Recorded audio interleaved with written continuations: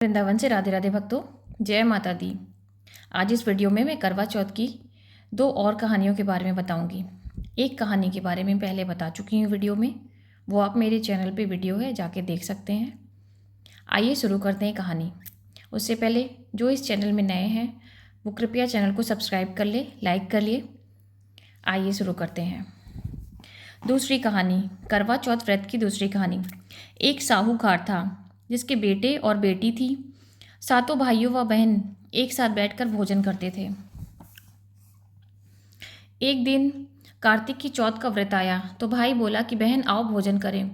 बहन बोली कि आज करवा चौथ का व्रत है, चांद उगने पर ही खाऊंगी। तब भाई ने सोचा कि चांद उगने तक बहन भूखी रहेगी, तो एक भाई ने दिया जलाया, दूसरे भाई ने छलनी लेकर उसको ढका और नकली चांद दिखाकर बहन से कहने लगे कि चल चांद उगाया है, अर्घ्य दे ले।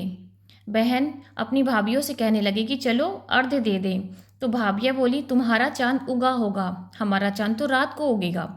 बहन ने तब अकेले ही अर्घ्य दे दिया और खाने लगी। तो पहले ग्रास में बाल आ गया, दूसरे ग्रास में कंकड़ आया और तीसरा ग्रास मुंह की ओर किया तो उसके ससुराल से संदेशा आया कि तुम्हारा पति बहुत बीमार है, जल्दी भेजो।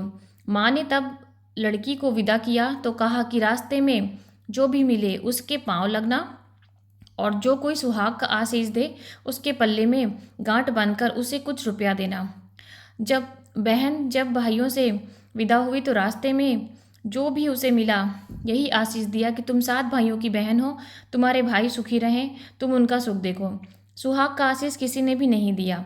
जब वह ससुराल पहुंची तो दरवाजे में उसकी छोटी ननंद खड़ी थी। वह उसके भी पांव लगी तो उसने कहा कि सुहागिन रहो, सपूती हो। उसने यह सुनकर पल्ले में गांठ बांधी और ननंद को सोने का सिक्का दिया। तब भीतर गई तो सासू ने कहा कि पति धरती पर पड़ा है, तो वह उसके पास जाकर उसकी सेवा करने लगी के लिए बैठ गई। बाद में सासू ने दासी के हाथ बची कुची रोटियां भेज दी। इस प्रकार से समय बीतते बीतते मार्गशीर्ष की चौथ आई तो चौथ माता बोली करवा ले भाइयों की प्यारी, करवा ले।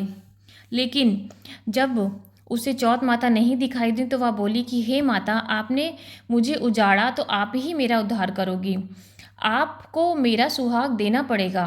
तब चौथ माता ने बताया कि पौष की चौथ आई, वह मेरे से बड़ी है, तो उसी से सब कहना, वही तुम्हारा सुहाग वापस करेगी। पौष की चौथ आकर चली गई, माघ की भी चौथ आकर चली गई, फाल्गुन की भी चौथ आकर चली गई, चैत्र, वैशाख, ज्येष्ठ, आषाढ़ और सावन भादो की सभी चौथ आई और यही कहकर चली गई। आगे आने वाली जो कहना। आसो की चौथ आई तो उसने बताया कि कार्तिक की चौथ नाराज है, उसी ने तुम्हारा सुहाग लिया है, वही वापस कर सकती है, वही आएगी तो पांव पकड़कर विनती करना। यह बताकर वह भी चली गई। जब कार्तिक की चौथ आई तो वह गुस्से में बोली, भाइयों की प्यारी, करवा ले। दिन में चांद उगनी, करवा ले। व्रत खंडित करने वाली, करवा ले। भूखी, करवा ले। यह सुनकर चौथ माता को देखकर उसके पांव पकड़कर गिड़गिड़ाने लगी।